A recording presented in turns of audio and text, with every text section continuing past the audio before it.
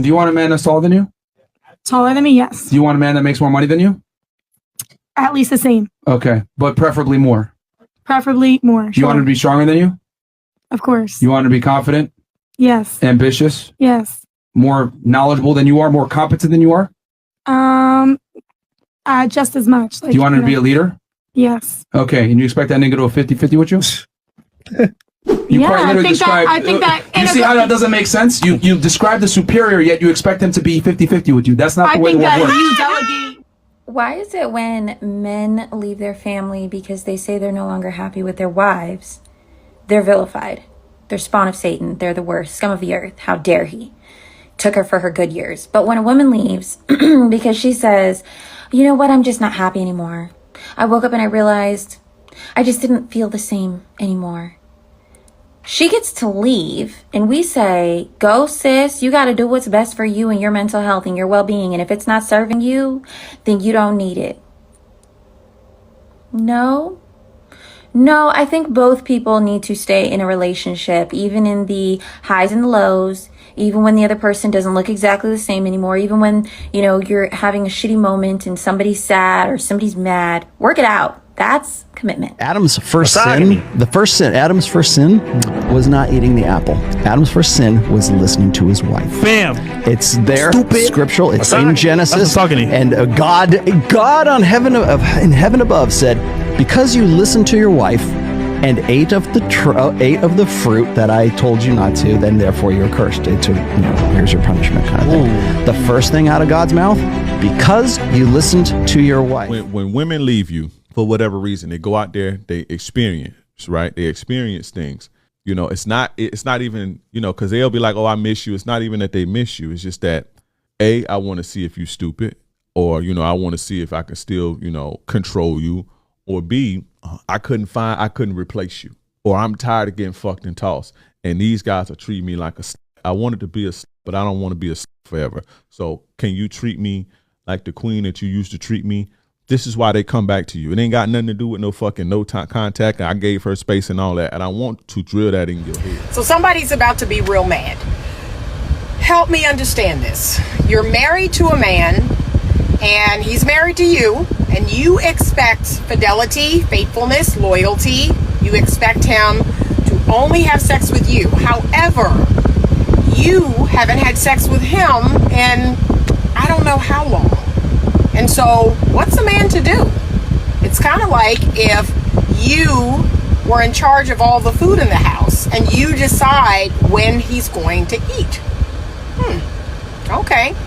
So ladies, if you're married and you have children, you have a full-time job, you have lots of things to do. I get it. I understand. But I want you to prioritize being sexually intimate with your husband. And I also want you to prioritize your own sexual pleasure. You better teach that man how to please you. People been quiet quitting in relationship for years. I can appreciate the term, but there's relationships that exist where people are like, I'm not going above and beyond what you're doing. Because I believe partnership is not necessarily about equality of doing exactly the same things as much as it is bringing the same energy. If you're bringing your absolute best energy to make sure we complete these tasks, move this family along, build this legacy, and prepare and plan for our future, then that's partnership. That's what I believe. But the idea that people are like, oh, we're just unconditionally being in this relationship, they're going to be in their relationship unconditionally quiet quitting, where they're going to be like, hey, I'm doing just barely enough to keep us going. And eventually quiet quitting ends up being quitting, an absolute quitting, where they're just not going to be present anymore because they already feel like they're by themselves in that relationship. Never use sex as a weapon against your husband. And have sex often is probably some of the most extraordinary advice I never got. As a working mom, we get tired, exhausted, overwhelmed. But it is dangerous to neglect our husband's needs. And I'll explain to you why. Sex is such a huge part of a man's identity. It's the way he emotionally bonds with us. And it's crazy because God wired his body this way. When a man experiences an orgasm, His body releases the bonding hormone, oxytocin, in such extraordinary amounts. Women experience it as well, but men do 400% times more. And so that skin-to-skin contact mixed with an orgasm creates deep connection. And I never just want to be a great mom. I never just want to be killing it in the workplace. But I desired for my husband to find me to be a good lover. Look forward to coming home to me. And through difficult conversations, because I was never... You know, a lot of people always say that getting married, men lose in marriage. Absolutely not. They say it all the time. They say men lose in marriage. They say men don't gain nothing from marriage. That's not true. You gain you. How? The greatest version of who you will be is when you steward a household and do it well. Talk about it. The greatest version of any man is when you don't know your capacity until you had to manage other people's lives. You don't know who you are, right? And so you think you can manage it. You think you can handle it until you have other people who are counting on you to pay the bills, to show up. Watch it, to be stable emotionally when all hell's breaking loose. Yes. To have a pandemic hit and you don't know what the hell you're going to Yes. do. And you still have to lead these people. Yes. That's when you'll know who you are. Yes. The worst thing women do is they flex, now that I'm rich, now that I'm top G, king of the world, they flex other men's stuff. That really blows my mind. So I'll be in the car, we'll go to get in the car, right? Lambo. I'll get in the car. She'll struggle with the door handle, but the handle's a bit unusual. She can't work out how to do it. I'll lean across, open the door for her. Won't even make a comment. She goes, you didn't have to do that. You do what? We didn't have to open the door. You know, I know how it works. It's not the first Lambo I've been in. Bitch, you don't have a Lambo. So why are you bragging that you've been in another man's Lambo? You're gonna flex with someone else's stuff? Imagine a man doing that. Imagine a man going, hey, I've been in a Lamborghini. Do you have a Lamborghini? No. I don't have one. That guy does. Most men will cheat on a good woman for a hoe and then marry her after a year. You know what the problem is? A lot of y'all think y'all good women and y'all not. Like y'all think y'all good women just cause y'all look good and y'all don't cheat. When in reality, you manipulative as fuck. You got the temper of a 5-year-old. You don't know how to compromise if your life depended on it. You try to change the man into a completely different individual, and 9 times out of 10, it's not for the better. Like, you ever stop to think maybe that whole me? A lot of men think that when they wife us or when they give us what we want, right, the commitment, that we're going to switch up on them and become like not be their girlfriend. Because when you're the girlfriend, you're sexy, you're fun, right? And because you have a goal, right? And once you reach that goal, it's like I can just be me. I can fart, so I can shit with the door open now. So are we full of shit when we're girlfriends though? Absolutely. We're being fake then, right? We're not showing our true self. Okay. Because the thing about life is when you get the goal, right?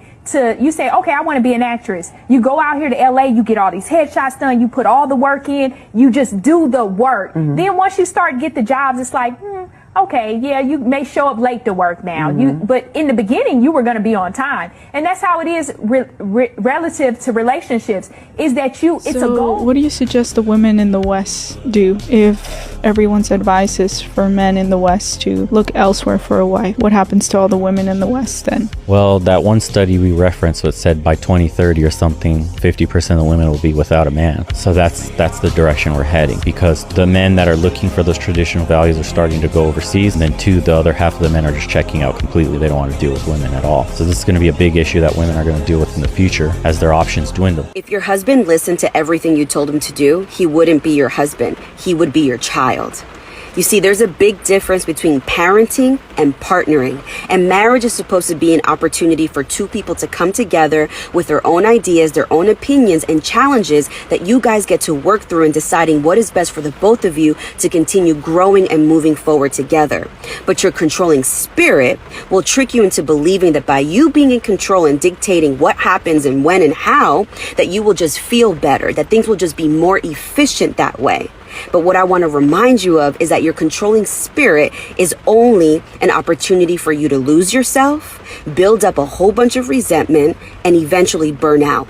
You understand? not an independent woman. I do not care. Like, I make my own money, I have my own goals, but that doesn't mean I'm independent. Like, I need my man. I need to be like feminine in my relationship. Leave me out of that feminist. I am independent. I am not. You know, my husband comes, he eats. I pick up his plate when he's done eating. That's something people are so surprised to know. He does not pick up his own plate. For like some of my American friends who see it, they're a little taken aback. Like, can't he pick up his own plate? I think the American notion of relationships is like equality. I do push women empowerment, but I'm like, I am not alone. My husband covers this whole situation. You know what I'm saying? At the end of the day, he covers me. And so if someone breaks in my house in the middle of the night, it's not me getting up. I'm not going first. The difference between a real G and a simp is once she no longer adheres to your creeds, once she no longer is benefiting your life in real time, once she shows disrespect for your generosity, instead of continuing to give to her, and instead of continuing to chase her and continuing to allow her to benefit from who you are as a man without complimenting you for who you are as a man, you stop talking to her. That's the difference between a G and a simp. A lot of people say, oh bro, look, he bought her a bunch of champagne, he's a simp. No, absolutely not. If he meets a beautiful woman and she makes his life better, and he takes care of her absolutely, and she genuinely protects his spirit and prays for him and loves him with all of her heart, there is nothing simpy in any regard by giving her the best possible version of life. But if she decides to disrespect you, well then it's a different thing, right? A simp will continue to give, a real G won't.